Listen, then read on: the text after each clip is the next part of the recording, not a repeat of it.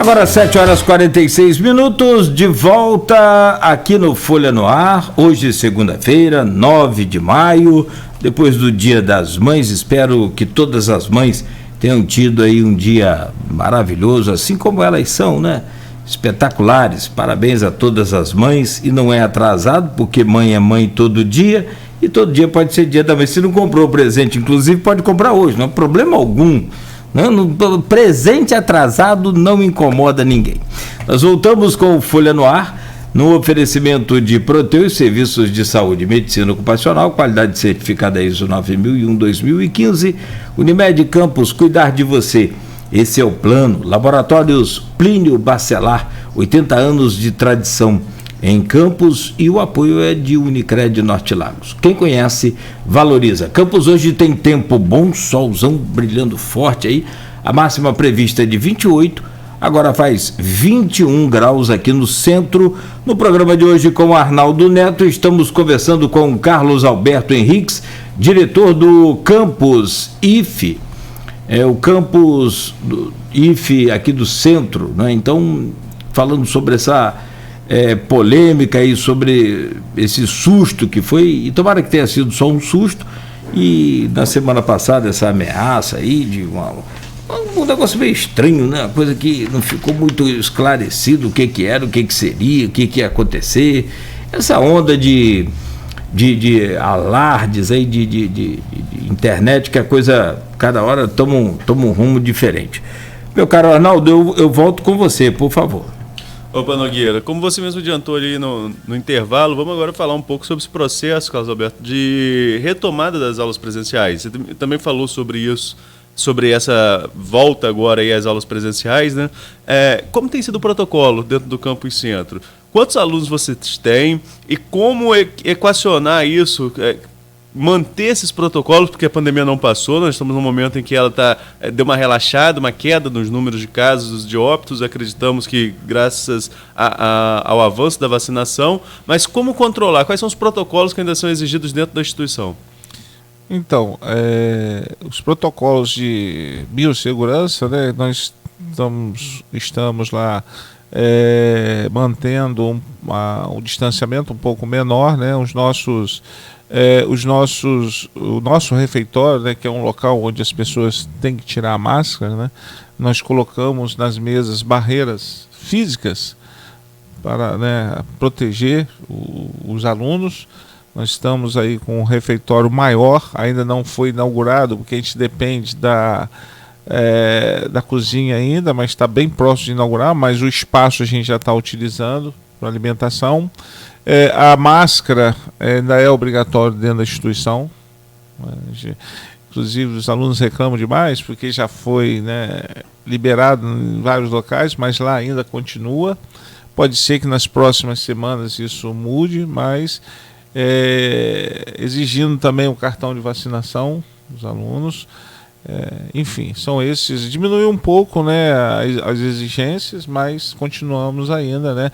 O álcool em gel, nós instalamos alguns lavatórios no pátio da escola. As torneiras foram todas trocadas por sensores para que o aluno não toque ao lavar a mão, tudo com sensor. Nós distribuímos copos, que faz parte de um projeto também nosso, do IFE Sustentável, para não usar mais os copos descartáveis. Então, cada aluno recebeu um copo para ele usar só com ele, né, não compartilhar com ninguém. Enfim, essas foram as medidas basicamente tomadas aí durante agora, nesse momento, né? E a adesão nesse período, né? Como que tem sido a adesão? Todo mundo voltou tranquilamente? Tem aluno que pode ter, aluno e professor que tem, você mesmo falou da normativa no bloco anterior para profissionais com mais de 60 anos, né? Mas tem também os com comorbidades que podem ter algum tipo de preferência.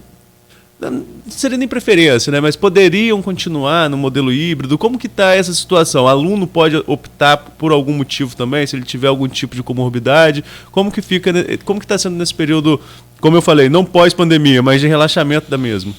Então, os alunos, né, que até agora a gente ninguém apresentou alguma coisa mais grave, mas o que acontece na verdade? Eu estava falando aqui, né, nossa escola é uma escola totalmente diferente, modelo, né, de uma escola, onde a gente tem desde o aluno lá no ensino médio até o doutorado, né? Então, essa diversidade, né, faz com que a gente, né, tome alguns cuidados, né? No caso do aluno, nós não tivemos ainda nenhuma notificação, pelo menos, né, não chegou até a mim. Mas nós temos outros casos que não são nem de comorbidade, que às vezes as pessoas nem imaginam que isso pode acontecer. Por exemplo, nós fizemos um planejamento semestral de que esse remoto ficaria até julho, né? Ficaria até julho.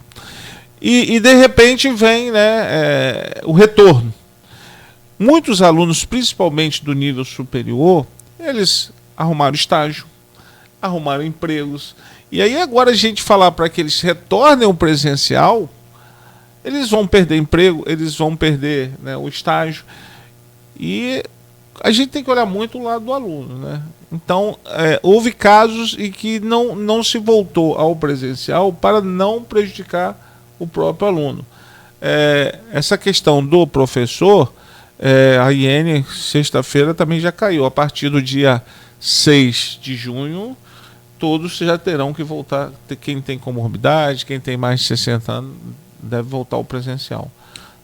Agora, o protocolo interno, ele é definido por quem? Isso é uma normativa que vem de cima, vem do governo federal, no caso do IFE, né? Vem da reitoria, no caso dos cursos superiores, ou a decisão é no seu colegiado, o colegiado que você preside enquanto diretor do campus? Então, existem vários colegiados aí, né? Então nós temos, vem as normas do governo federal, né? Umas diretrizes, né? Vamos dizer assim, e nós temos a nível superior da reitoria lá o Conselho Superior. E temos também, foi instaurado o Comitê de Biossegurança Central e o Comitê de Biossegurança Local em cada campus. Então, foram discussões envolvendo os comitês de biossegurança, tanto local como central, e o Conselho Superior, né, emitiu esse documento como diretrizes para todos os campos, né, e internamente os campos também, né, produziram o seu documento. Mas na verdade basicamente a gente segue as determinações do Conselho Superior, que é a reitoria, né? Só, Arnaldo, com licença, você falou em vacina, cartão de vacina, né? O aluno tem que ter o cartão de vacina. O Jefferson Manhães, nosso querido Jefinho, reitor do IFE, declarou aqui, numa das entrevistas dele, e agora me falha se foi com você, Arnaldo, ou se foi com o Aloísio, me perdoe, que tem um tempo já, e ele disse... Foi naquela época da polêmica em que a prefeitura havia anunciado que ia exigir o cartão das crianças, depois voltou atrás, ficou aquele impasse no município. E o Jefferson foi bem contundente e falou assim: no IFE, nem visitante entra sem cartão de vacina, sem estar com comprovante de vacina. E aí é justamente a vacina contra a Covid-19. Esse cartão da vacina que você está exigindo lá no IFE é também que que ele tem ali a vacina contra a Covid-19? Isso. Na verdade, né, isso aí foi uma determinação, como eu já falei aqui, do Conselho Superior. Nas diretrizes lá do Conselho Superior está lá dizendo que tem que ser, né, historiado para quem entre no campus. Então nós estamos fazendo isso, e inclusive tem eu estive com uma reunião no Conselho Tutelar, porque a gente ficou em dúvida a questão do menor, né?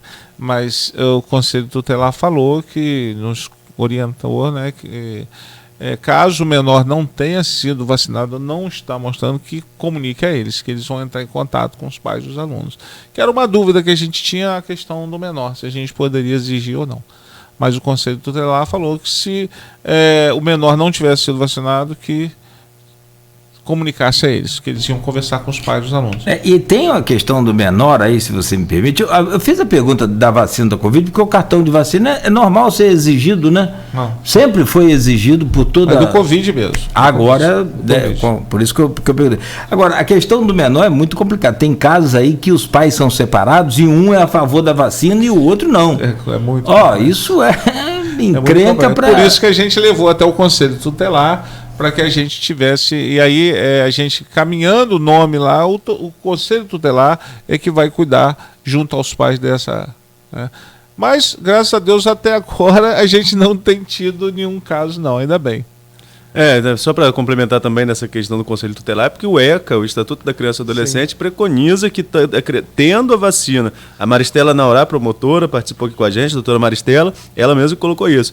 Tendo a vacina aprovada nosso caso, né, pela Agência Nacional de Vigilância Sanitária, já tendo sendo oferecida pelo SUS, que é o nosso caso também, em relação à vacinação da Covid, a criança tem que ter essa vacina. Então, assim, a vacina é obrigatória? Não, a vacina não é obrigatória. Mas vacinar a criança tendo disponível a vacina é obrigatório. Então, assim, parece contraditório, mas não é. Tem lei que preconiza isso. Aí, pegando ainda esse assunto, como que é a vacinação que é exigida? Tem um número mínimo de doses? A primeira dose já vale, já começa a receber, ou tem que estar com a segunda, tem que estar com a dose de reforço? Tem que estar imunizado, que seria até a segunda dose, né? A não ser que a vacina que só tem uma dose, tem que estar imunizado. A terceira, não. A gente não tá... E a adesão tem sido tranquila? Tranquilo. Nós ainda não tivemos caso nenhum ainda de ter aluno ou algum, né?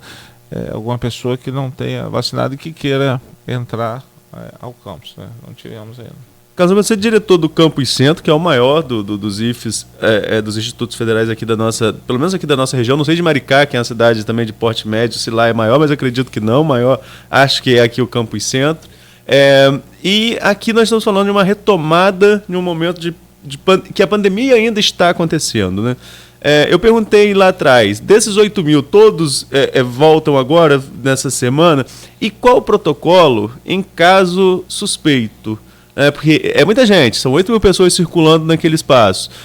Se houver algum caso suspeito, qual o protocolo que vai ser adotado? Isso já tá pré-estabelecido? Está pré-estabelecido até pela Comissão, né, de Biossegurança Central e local, né? Então, se tiver algum caso, tem que nos comunicar, tem uma ficha que ele vai ter que preencher, né, para que a gente encaminhe ele. Se precisar fazer um exame, né, nós temos um bom trâmite com a prefeitura de encaminhar o aluno para lá, para que ele possa fazer, o aluno ou o servidor, que ele possa fazer o teste. Eu queria até deixar também aqui, né, registrado, porque essa questão, assim, apesar, o nosso campus é um dos maiores do Brasil, né, do Brasil, do IFE é o maior, né, acho que representa em torno de 35% a 40% do nosso Instituto Federal Fluminense. Mas assim, eu queria deixar até, né, fazer esse registro aí, que desde que a pandemia começou, claro, naqueles primeiros dias da pandemia, a gente ficou um pouco, todo mundo, né, assustado, porque não sabia, né, a gente não tinha resposta para o que perguntava, enfim. Mas logo em seguida, estou falando assim do IFE Campo Centro, né, nós já tivemos ações que, por exemplo, nós temos internamente ali 160 terceirizados, colaboradores terceirizados, que é um número expressivo, é até mais do que servidores de outros campos. Então, esses servidores precisariam trabalhar, porque as normativas não deixam, a princípio deixou eles em casa, mas logo depois, então o campus ficou paralisado, vamos dizer assim, ou fechado, por alguns dias. E a gente, né, eu, por exemplo, eu trabalhei quase que a pandemia toda, e muitos lá, inclusive os terceirizados. Então, onde eu quero chegar é que a gente, no Campo Centro, a gente teve uma expertise em tratar a questão da pandemia, da contaminação, e nós levamos para lá, vocês têm conhecimento da vacinação. Nós tivemos várias ações lá dentro, como a confecção de máscara, face shield, o envasamento de álcool, né? Produção de sabão, de sabonete para para a comunidade, arrecadação de alimentos. Então a escola não parou nessa pandemia. Então isso nos deu assim, uma expertise, uma experiência muito grande para tratar a questão da pandemia. Os profissionais da saúde que estavam lá com a gente na vacinação, eles nos deixavam mais tranquilo e passavam as informações que a gente precisava. Então a gente tratou isso com muita tranquilidade, né? Para vocês terem ideia, não soube de nenhum caso de quem trabalhou lá durante a pandemia de perda, de falecimento. Não, alguns houve a contaminação, mas muito pouco. Também conseguiam vacinar todos, né, com antecedência lá. Enfim, a gente tem tomado todas essas providências e, por ser um campus com essa envergadura muito, né, e a gente tem tratado com muita seriedade a questão também de uso de máscara. Nós compramos máscara. O aluno que chega lá, por exemplo, ou o servidor sem máscara, a gente tem a máscara descartável para dar para eles, né? A questão do álcool em gel, inclusive, nós também na época produzimos lá uma bomba que com a capacidade maior, porque é aquela de álcool em gel de 1 litro rapidamente, né? Uma escola, aquilo, né? Então nós colocamos que você pode botar até 20 litros de álcool em gel. Então todas as providências foram tomadas e graças a Deus tem dado certo. Tranquilidade para todos nós gestores, para os alunos. Então assim, aí vem a questão gradativo, né? A gente fizemos desde novembro que a gente voltou com o presencial, mas não voltamos assim imediatamente, aos poucos, até para ver, né? E até agora não tivemos nada assim uma contaminação, né? Deixa eu perguntar uma coisa, qual o tamanho do IFE em número de alunos? E o que você percebeu automaticamente, né, e também por própria decisão da direção, de que não volta mais ao que era antes? Algum fato, alguma coisa assim que você percebeu lá? É o comportamento dos alunos, dos professores? O que você conseguiu notar nesse pouco tempo de retorno presencial aí, essa mudança que sempre falava aqui, né, do tal do novo normal? Eu falei, gente, eu acho difícil esse negócio de novo normal. Novo normal, você ficar dentro de casa, não poder sair, o ser humano não consegue adaptar isso assim. E tanto é que tivemos dificuldades sérias, né, seríssimas. Inclusive algumas pessoas, me perdoe, desculpa, eu perdi amigos por conta de teimosia, sim, e que poderiam estar vivos hoje, né, talvez se evitassem o que fizeram. Infelizmente, né, não conseguiu e acabou falecendo. Então, como eu falei, eu particularmente, desde que veio a pandemia, eu frequentei o campus constantemente, quase que todo dia, né? Então não me privei. Não tive Covid. Se tive, não tive. Mas sempre com prevenção. Sempre usando máscara, sempre mantendo distanciamento, lavando a mão constantemente. Eu evitava muito de me alimentar fora de casa, né? Na rua eu evitei muito. Não peguei Covid. Então, essas coisas assim, como você falou, o novo normal. Eu, particularmente, eu acho que a gente volta ao normal. Não tem esse novo normal. Acho que é o começo, né? Daqui a pouco todo mundo está voltando ao normal. E isso, na minha opinião, graças à vacina. A vacina mudou aí o panorama da nossa sociedade aí, né? E muitas pessoas depois da vacina começaram, né, a pegar o Covid, mas os sintomas foram diferentes. Eu acho que a gente volta ao normal. Acho que volta assim, com outras experiências, com outro aprendizado. A pandemia fez a gente, né, ter outros aprendizados, mas a gente volta ao normal, como já está voltando. Acho que aos pouquinhos. Eu estive semana passada em São Paulo e você vê que lá praticamente a cidade já está no normal mesmo. Teve no Liceu sábado, Arnaldo? Não. Eu também da fora. Ali estava normal, filho. Multidão ali. Aliás, a prefeitura realizou um evento muito bacana e que a gente precisa, né, voltar. E ali estava tudo tranquilo, tudo normal. A única coisa assim que eles, eu acho que nesse momento é bacana é a questão do avião, né, que ainda está exigindo no aeroporto o uso de máscara, né, um avião muito fechado, enfim. Mas o resto, a gente vai voltar ao normal. Tem que voltar, não tem. Agora, esse momento também, a Nogueira chegou a passar sobre isso lá no comecinho da nossa conversa. Esse momento também trouxe muita coisa diferente pra gente. Por exemplo, nós estamos voltando pro estúdio hoje. Tivemos 2 entrevistas só aqui presencialmente durante a pandemia. Uma por problemas técnicos de conexão. Foi um dia que a internet caiu, ninguém conseguia se conectar, e era com hoje o deputado estadual Rodrigo Bacelar, que estava em Campos, então a gente conseguiu resolver, mas se fosse um entrevistado de fora, a gente ia ter que se virar aqui com o programa. E nós, enquanto programa de rádio, tivemos um ganho, uma facilidade muito maior de entrevistar personagens do cenário nacional. Sim. Falamos aqui com Ciro Gomes, com a Marina Silva, Heloísa Helena, enfim, muitos outros entrevistados do cenário nacional, o que seria difícil se fosse presencialmente, porque nem sempre as agendas iam bater, de eles estarem em Campos ou próximo nesse momento. E nós vamos levar isso daqui para frente. Nós vamos ter esse modelo híbrido, quando precisar um entrevistado dessa envergadura que seja de fora da cidade, nós vamos continuar utilizando o modelo remoto, por videoconferência. Nas instituições de ensino superior também, algumas bancas seriam improváveis, né? Eu soube aqui mesmo no programa, de participantes de banca que estavam em Nova York e participavam de banca aqui porque poderia participar por videoconferência. Aqui no rádio nós vamos continuar. E nas universidades, nas instituições de ensino, será que essa modalidade híbrida também deve continuar daqui para frente? Não, com certeza, foi o que eu falei. Algumas coisas vão nos ajudar pela experiência que nos proporcionou durante a pandemia. Por exemplo, vou dar um exemplo aqui. Nós temos, pelo menos uma vez ao mês, a reunião do que a gente chama do colégio de dirigentes, que é a reunião do reitor, com os pró-reitores, com os diretores gerais. Antes, o que se fazia? Marcava essa reunião em um determinado campus de um instituto. Por exemplo, marcava em Cabo Frio.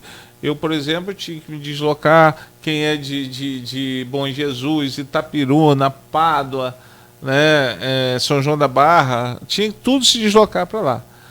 Era um transtorno, né, vamos dizer assim. É custo com transporte, é o tempo, né, que se gasta, né, para ir e voltar.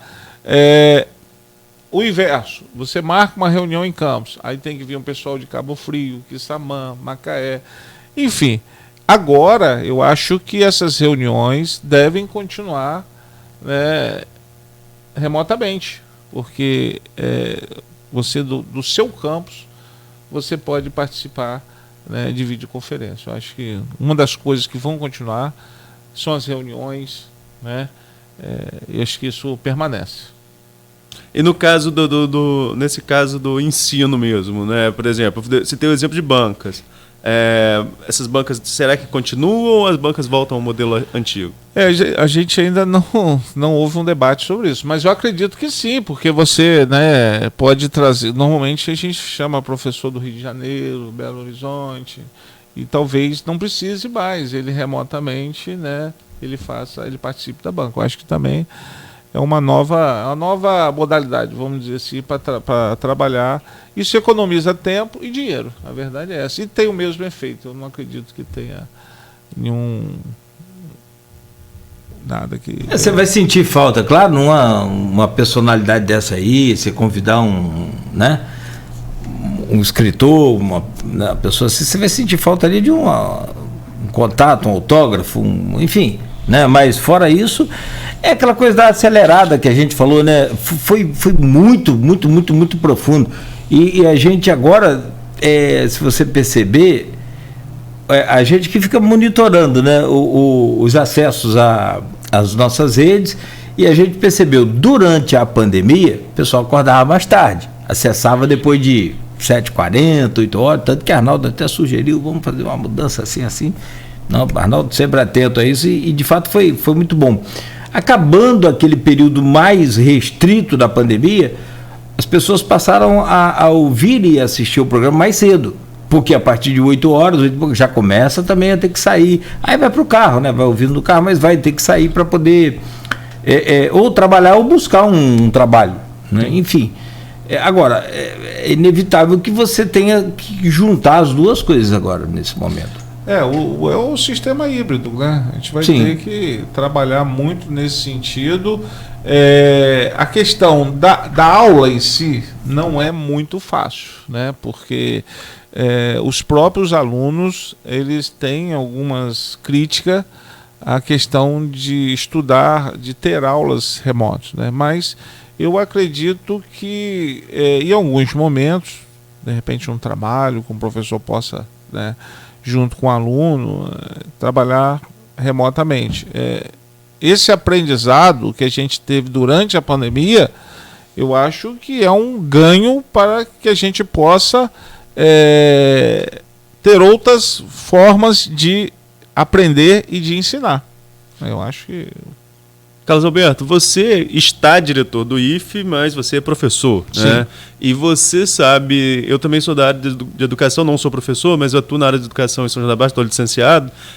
A gente sabe o quanto que esse período impactou diretamente em todos os níveis de educação, seja lá no início, na alfabetização, imagina alfabetizar uma criança de forma remota, seja também na conclusão de ensino médio, preparando esse aluno para o campo profissional, como é o caso de vocês. E ainda teve uma mudança no ensino médio nesse período, né? Tem esse novo ensino médio que vem surgindo aí. Enfim, enquanto professor, no seu ponto de vista, quanto essa pandemia impacta diretamente no conhecimento, na formação do aluno, e quanto tempo será que a gente vai precisar para recuperar esse tempo que foi perdido?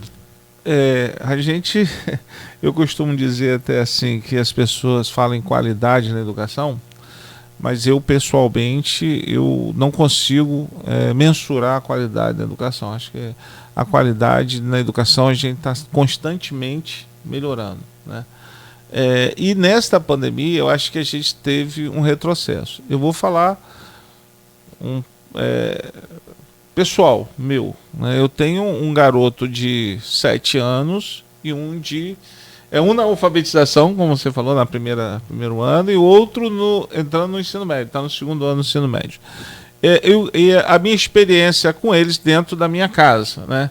O meu garoto de 7 anos, eu fiz questão de que ele repetisse o primeiro ano, porque ele não conseguiu acompanhar a questão da alfabetização remotamente. E olha que ele ficava o tempo todo na frente lá do tablet com a professora, e esses, vamos dizer, 2 meses agora, ele já sabe ler, já sabe escrever. Foi um avanço impressionante. Isso eu fiquei até, né? Ele levou o ano todo, a alfabetização, no primeiro ano não conseguiu. 2 meses ele já está lendo e escrevendo. Então, você vê como que o ensino presencial ele é importante. Você pode até fazer uma parte remota, mas é importante a presença. Até pela questão da socialização com os outros colegas. O meu filho estava muito, né, coisa de não ter os coleguinhas para brincar, né, pelo menos ali.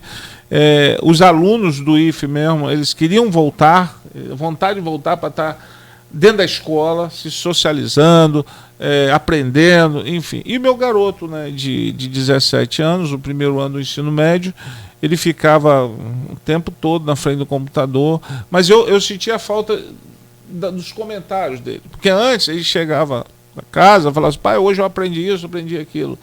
E no remoto ele nunca comentava o que ele aprendeu. E eu sempre cobrando dele. E agora também, 2 meses de volta, ele já voltou à rotina normal de ficar comentando o que ele aprende na escola. Então, a importância, né, muitas pessoas falam assim: o professor vai acabar. Não acaba. O professor nunca vai acabar. Você pode usar as tecnologias, mas a questão da sala de aula, do professor ali conversando com o aluno, isso é super importante. A interação com os outros colegas, o ambiente escolar. Na nossa escola, ele abre 7 horas da manhã, 6h30, né? Eu passei lá agora, já estava aberto. 6h30 abre e só fecha 11 horas da noite. Todos os dias, sábado fecha às 18. E tem alunos nossos que ele chega lá às 7 e só sai 11 horas. Porque nós temos um lanche às 9 horas, nós temos um almoço, né, para os carentes lá, né? A gente não consegue dar almoço para 8 mil alunos, mas os carentes eles recebem almoço. Tem um lanche às 3, depois às 8 da noite. Então tem aluno que fica lá. Então a escola para ele passa a ser a segunda casa, ou até a primeira, né? A gente costuma dizer que é a primeira casa dele. Ele já tem aluno que brinca com a gente e fala assim, professor, não tem como ficar aqui dormir. Não, dormir não tem como. Mas é porque eles fazem as refeições, né, do dia todo lá. E ele se sente bem dentro da escola. É uma escola, não é porque eu sou diretor de lá, mas é uma escola que os alunos se sentem bem de estar lá dentro, porque é um ambiente super agradável. E eles estavam sentindo falta disso, desse ambiente escolar. Não tenha dúvida. Muita coisa começa justamente ali no campus, né? Ô, meu caro Carlos Alberto, eu vou pedir licença a você rapidamente, Arnaldo. Vamos fazer um intervalo. Tem processo seletivo agora, em junho ou julho, você pode confirmar para a gente daqui a pouco, próximo bloco. Tem também a aprovação do MEC para o curso superior de enfermagem, que é uma demanda muito grande e com um salário espetacular, essa coisa de enfermagem, né? Então a gente fala sobre isso, outros assuntos também, separados aí pelo Arnaldo e o pessoal que está interagindo aqui conosco. Tem um aqui bom que eu gostaria de fazer, falta coragem. Engenharia, primeiro passar, né? Depois engenharia elétrica, muito bom. Tem muitos, o que você falou, abre 7 da manhã e quase que não tem hora para fechar. O negócio é complicado. Você fica lá esse tempo todo? Eu procuro cobrir, né, os 3 turnos, né? Então eu chego todo dia lá às 7 horas da manhã, fico até meio-dia, 1 hora, né? Volto às 3, 4 horas e aí não tem hora para sair. Esse negócio é legal. Você que toma conta, como o papai dizia, tem que dar conta, né? Sábado e domingo a gente não tem programa, mas sábado teve um problema no aplicativo aqui que estava vazando o microfone. E aí, para tudo que você está fazendo, vamos resolver. Domingo à noite a ministra resolveu fazer pronunciamento. E para tudo. A ministra ou a primeira-dama, né? E acabou a primeira-dama entrando no negócio, fazendo propaganda, aquela coisa. Enfim, mas você não pode deixar, é obrigação. Enfim, a gente acaba envolvendo aí 24 horas na profissão. E o que é muito bom, a gente faz o que gosta. São 8 horas e 18 minutos. Estamos com o Folha no Ar hoje, ao vivo e presencial, né, aqui com o Carlos Alberto Henriques, diretor do campus do IF Centro, conversando conosco, e já a gente volta no oferecimento de Proteus, serviços de saúde e medicina ocupacional, qualidade certificada ISO 9001-2015, Unimed Campus, cuidar de você. Esse é o plano. Laboratórios Plínio Bacelar, em Campos e toda a região, 80 anos de tradição. Unicred Norte Lagos, quem conhece, valoriza. Pagar contas de luz altíssimas? Não mais.